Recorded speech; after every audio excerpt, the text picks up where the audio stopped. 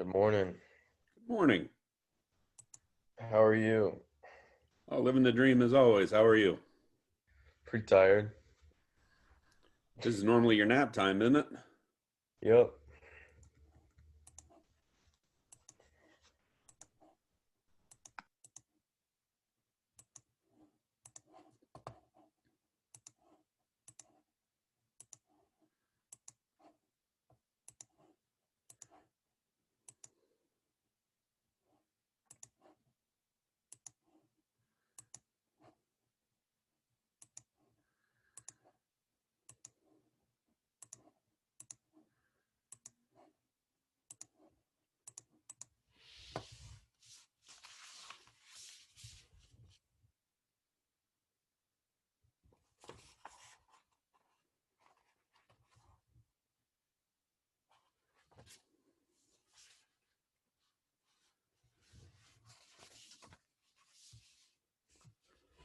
Okay, folks, this is kind of what I expected on the Monday following a vacation. And the simple fact is, I think a number of your fellow seniors, of course, not all of you are seniors, just one of you. I have a feeling most of the seniors thought that this was kind of a um, optional thing. For just merely logging in, the three of you are going to get extra credit points, so that's nice. Um, Basically, all I wanted to do today was talk a little bit about what's going on in the news. And if you had any questions over what's currently happening, then you're more than welcome to ask them, either unmute or you can do it, of course, in the chat as well. Um, and hey, we're up to 4. Good morning, Miss Andrews. So again, there'll be a few people I think that'll be logging in from their first bell classes or maybe just waking up a little later than what they expected. But again, all I was trying to do on Monday here was ease you back into the week, kind of make sure you understood how things were working today, and then doing a few things about the news, specifically women in the news. So first of all, I want to make sure everybody understands that this class session is done at 9:23, but I'm not going to keep you that long.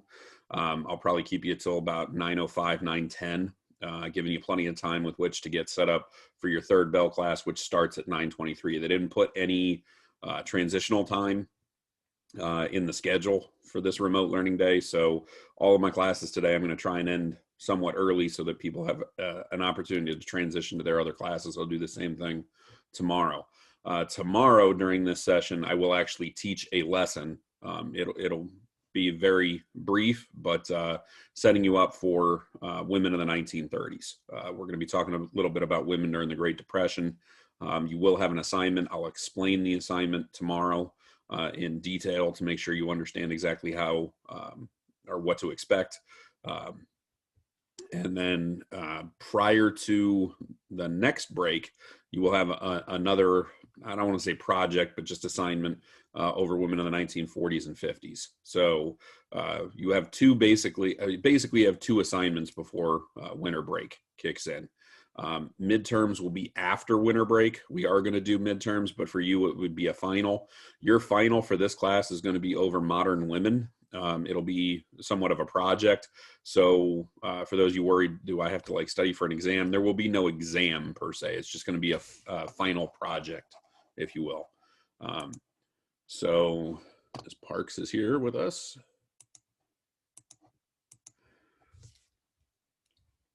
So needless to say, your assignments for this class, just so you're kind of looking ahead here, you'll have 2 before winter break, and then you'll basically have 1 minor one after winter break, and then the final project, if you will. And the project, don't get too worried about it. It's an elective course. It's just kind of a wrap-up assignment, really. But it'll count as your final exam for the class. I know it's been a weird year. It's getting only weirder. But you guys have done a great job of just kind of keeping up with your work, especially all of you that are in here. And again, a reminder, all 5 of you now are receiving extra credit for just merely showing up. And I think most of you are caught up on the actual work. The ones that are in here, you're caught up on the actual work, and I don't have to worry too much about the percentages. one of you might be a little behind when it comes to turning in a flapper assignment or something. So maybe use today to try and finish the odds and ends up of that before moving on. But like I said, tomorrow I'll kind of go into an actual lesson. Hopefully we have a little bit more participation one day removed from vacation where people remember that, oh, wait, it is an actual school day. But bottom line is that's kind of the schedule moving forward. Are there any questions about how today is running for your other classes? Nope. But I was lucky enough, and I have to join my composition class because it's during this class, and messed up my schedule. Yeah, we're noticing there are a lot of overlapping classes, which we would have handled on day one had we had an actual schedule. So theoretically, for second semester, if you want to add on elective courses, you theoretically could take a bunch all at once, because I have a feeling if we do return to the cohort model, or we do return on December 7th, or if we do return after Christmas, depending upon how things work out, we'll still be in the cohort model. So it's been funny how many of my students have like, which one do I log into? Because we've like double booked a bunch of you into multiple classes.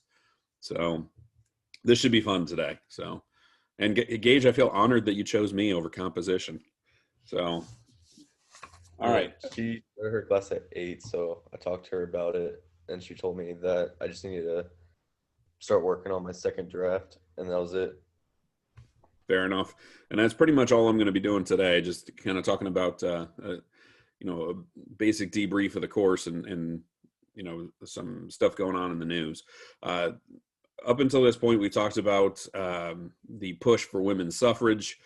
We've gotten up to not only women getting the right to vote, but women kind of exploring how and what their purpose is in society. We've gone from the cult of domesticity, where every woman believed that their job was to tend the home, teach the kids, make sure that their husband was taken care of, to now the flappers who were saying, I don't even need a husband. I'm going to smoke, I'm going to drink, I'm going to dance, I'm going to express myself how I want. And now we're going to kind of hit the Great Depression time period. And that'll be what we kind of talk about tomorrow is when women really start to question what their true purpose is, not just within the family unit, but also within American society as a whole. So, and of course, women have come a long way in just that short amount of time, because we're talking about the 1930s up until 2020, just less than a century, where we're switching exactly what the women's role is in the home, in society, and in politics for that matter too. So where are we at today? In case you missed it over the weekend, there was history made in the SEC conference, what is known as Power Five conferences, which is the Big Ten, the ACC, the SEC, the Pac-12, and the Big 12. All five of those are the major college sports programs. So your programs like Ohio State in the Big Ten, Alabama in the SEC, Clemson in the ACC, all of those programs are considered the Power Five. Over the weekend, Vanderbilt, which is in the SEC, played a kicker who was a female. And this young lady went out and she kicked the opening kickoff for the second half. And by merely participating in one play, she became the first female to ever participate in a Power Five conference football game. And that's not to say that there wasn't female participation prior to that. There was. Bottom line is, like there had been a place kicker, and they've all been kickers up until this point. But there was a kicker for New Mexico, and there was a kicker for, I'm blanking on it now. It'll come to me here in a second. Basically, it was two kickers, but they were considered non-Power Five. But the woman's name is Sarah Fuller. She participated and basically kicked off for the second half, and by merely doing that, she made history. Now, she was not able to kick a field goal because Vanderbilt is so bad they fired their coach over the weekend. They had yet to win a game. They got blanked, which means she never got the opportunity to go out and even attempt a field goal because their offense was about as good as the Cincinnati Bengals and can't seem to move the ball very much anyway. So But to be fair to the Bengals, they actually do score every now and then. Vanderbilt rarely does. So bottom line is that was made. And of course, a lot of people made a big deal about where she kicked it and how much power was on it and all that kind of stuff. Regardless of what you thought of the kick, it was still a first in college sports for women. So that was kind of the, big moments, if you will, over the weekend when it came to women and equality. But there are other things going on as well. Now that the election is starting to subside a little bit, we're starting to notice that Joe Biden is starting to make his transition. Now, for those of you that don't know what's going on with the election, and there's a lot of disinformation out there, I drove by a huge rally in Westchester, and only in Westchester, at the Voice of America complex, where a bunch of people who were waving Trump banners were holding up signs that said "Stop the Steal," which is really stupid in Ohio. Ohio's election has been called. I don't know what they're protesting. If they think they're making some big difference in Westchester, Ohio, whatever. But bottom line is, it was just really awkward to see that, because I'm not sure what they're really protesting, because Ohio's done. We've certified our election returns, and Ohio did vote for Trump, so they should, those people should be happy. But apparently they're upset about how other states are counting. Be that as it may, Stop the Steal is the current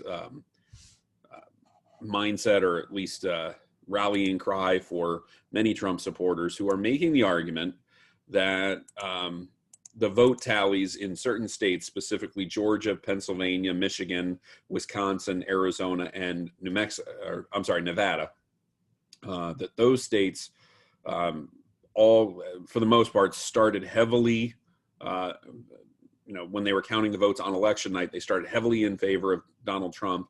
And then they kind of evened out to the point where they were close, or Joe Biden went ahead. They have since recounted Georgia, they've recounted Wisconsin, and they've recounted Michigan, and they are close to being done with the recount in Pennsylvania. When they do that, they can then what is known as certify the election returns. And by certifying them, which Michigan did, so did Georgia, Pennsylvania has still been held up a little bit through the courts. But bottom line is, when they certify them, that basically tells the political parties that they can free up their electors to attend the Electoral College, which is happening on December 20th. What ends up happening on December 20th is every state has their electors meet in their state capital. So on December 20th, there will be a group of Republicans who meet in Columbus, Ohio, to tender their Electoral College votes. All 18 in the state of Ohio will meet together and tender their election, their votes for Donald Trump. Because Ohio went to Donald Trump, so therefore all of our Electoral College votes went to Donald Trump. So 18 people will meet in Columbus, tender their votes, and certify the state for Trump. Now, what Trump is trying to do within his I guess, how do I want to put this? His lawyer team, if you will, his legal team. His legal team is trying to basically argue that because of irregularities and because of voter fraud within these individual states, that the states counted the wrong votes, I guess is their argument. So far, they have not won very much. All they've won is the opportunity to watch the recount a little bit closer than what they were initially supposed to get. So instead of being, I think it was instead of 20 feet, they were allowed to be up to 6 feet away watching these returns. And the idea is that Republicans and Democrats have the right to send in individuals to watch the election returns, to watch. So if I'm sitting at a table counting votes, every ballot I get, I'm holding it up to let them know, here you go. This one was tendered for Donald Trump. This one was tendered for Joe Biden. And the idea is that they're observing the process to make sure somebody isn't going, oh, that one was for Trump, but in reality, I'm going to change it to be Biden. They can't do that because somebody is actually watching them do their job. That's really the only court case that they won in Pennsylvania. Everything else has either been thrown out or been kind of delayed because of lack of evidence, or basically what they haven't done is they haven't convinced a judge that a realistic instance of fraud has existed. So bottom line is these court cases are being exhausted. Their options are being exhausted. There's really no way that Donald Trump, aside from a really surprising revelation, there's no way that this is going to really stop Joe Biden from transitioning to the White House. What a lot of political pundits are kind of pointing to is, number one, Donald Trump may be trying to set up himself for 2024, that he might announce that he's running in 2024 in the next few days, just so his base continues to kind of support him. There are a lot of people donating to this recount fight. They're putting a lot of money in to pay for his legal team, when in reality, most of that money is going to the Republican National Committee, and most of that money is actually going to Donald Trump's election campaign funds, which is bolstering his ability to run in 2024.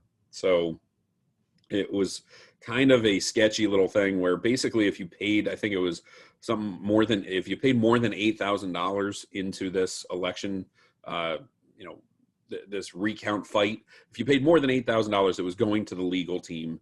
But if you paid less, so let's say you're just some small little person's like, hey, you know what, I got $25 and I support Donald Trump, I'm going to put $25 towards his fight for this election. In reality, your money's going to the next election. That was kind of some fine print in that. A lot of people were upset. There was a guy who gave $2 million to Donald Trump to fight these election returns, who is now wanting his money back because he felt like he was kind of duped, if you will. He's arguing that they said that they had this slam dunk evidence about election fraud, and it just doesn't exist. So he's kind of saying that he was cheated out of some money. So the high irony is the guy who donated $2 million to stop the fraud was defrauded in a weird way. So that's basically what's going on right now, is he's continuing this fight, but we're not really sure why, except for maybe he views it as a political gain later on, and it kind of cripples Biden coming into office, because instead of worrying about how he's going to respond to COVID, instead of worrying about how he's going to handle his foreign policy, he has to worry about all these little shenanigans that are going on in the Electoral College and whatever else. That's starting to subside. I have a feeling in the next couple of days, as we move closer and closer towards the Electoral College meeting, he'll have to kind of give up and say, you know what, this is done. He'll continue the mantra that, the election was stolen. Donald Trump will continue to say, there was fraud everywhere, but there really isn't any evidence to back it up. And weirdly enough, me pointing that out could be considered a political statement, which is kind of part of the problem right now, is that we're taking facts and we're making it seem like somehow that's a political statement. It's not. The most of the signed affidavits that are out there that say, oh, there was election issues, tampering, whatever else. To understand what an affidavit is, that means that somebody saw something and wrote down what they saw. So basically, if I'm an election worker and I see somebody that I'm like, man, I think I saw somebody cheating by filling out an absentee ballot for somebody else, or I saw somebody forge a signature, or I saw somebody handing out ballots, absentee ballots to people out in the parking lot. If I think that's what I saw, I can write it down and sign it saying, hey, this is what I think I saw. And that's under penalty of perjury. So you don't want to just make stuff up. But and I don't think a lot of these people that are signing off on it are making up what they saw. They're just misinterpreting. So, for example, there was one where somebody said, hey, I was taking my break. I went out in the parking lot and there was this van where they were seemingly handing out these ballots and people were filling it out right there. It looked fishy. They looked into it, and it was literally somebody who was trying to push for day of voting. They were trying to get provisional ballots filled out, which is legal, but it was kind of small time stuff. Really, it was somebody misinterpreting what they saw. There was somebody else who said, oh, somebody was pushing back the postage dates at the post office, and I watched them do it. In the end, it was two people maybe that pushed their postage date back.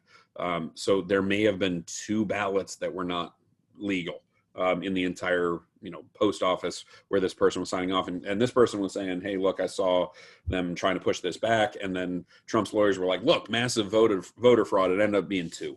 So, and then of course the other argument is that dead people are voting. They argued that 14,000 dead people voted in Michigan, and then CNN kind of picked 50 names off that at random and noticed that many of them were in fact dead and did not vote. Some of them were relatives of the people, meaning instead of Mr. John Doe voting, it was Mrs. John Doe that was voting. That's how they registered to vote, was they were the Mrs. according to the state election panel. They were allowed to do it that way. So it was really the wife, not the guy that already died, that was voting. So all these little voter fraud things that they're and look, it's good to look into this to make sure that our election is fair and to make sure that votes are counted properly. But if you think something's going to happen out of this, it's not really possible at this point. So on January 20th, Joe Biden will take the oath of office. He may have to do so on crutches because over the weekend he did break his foot. He has hairline fractures while playing with his dog. At 78 years old, he should probably be smarter about rolling around on the floor with his dog. So yes, Joe Biden might be in a boot. For those of you that have had sports injuries before, he might have one of those special boots on when he takes the oath of office, but he will take the oath of office on January 20th. There are now questions as to how he will take it. Will he hold a big rally when he has been screaming about, hey, COVID, you probably shouldn't have big gatherings. We'll see. But the transition has begun. The transition team was allowed to start conversations about transitioning from the Trump administration to the Biden administration. So a lot is happening. He is nominating a ton of people to be part of his cabinet. His economic advisors come out today.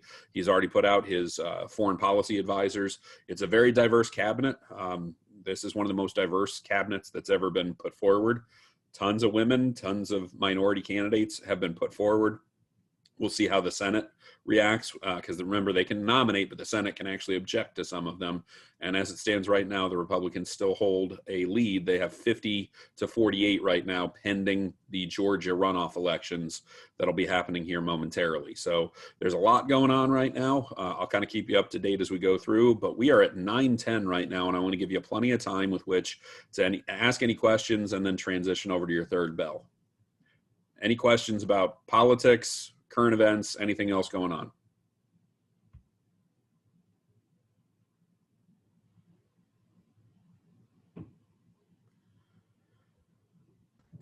Nope. Thanks, Gage. All right, at least somebody has a pulse. I had to make sure someone was watching. Faith, you still there?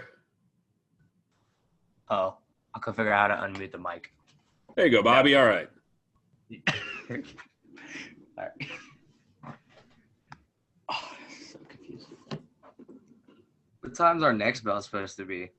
Your next bell starts at 9:23. Okay. So I wanted to give you plenty of time with which to possibly get a bite to eat. I know Gage has to eat every 20 minutes or so just to make sure that he keeps his hourglass figure intact. Of course, you guys are wrestlers. You're probably not eating till May, so. Yeah.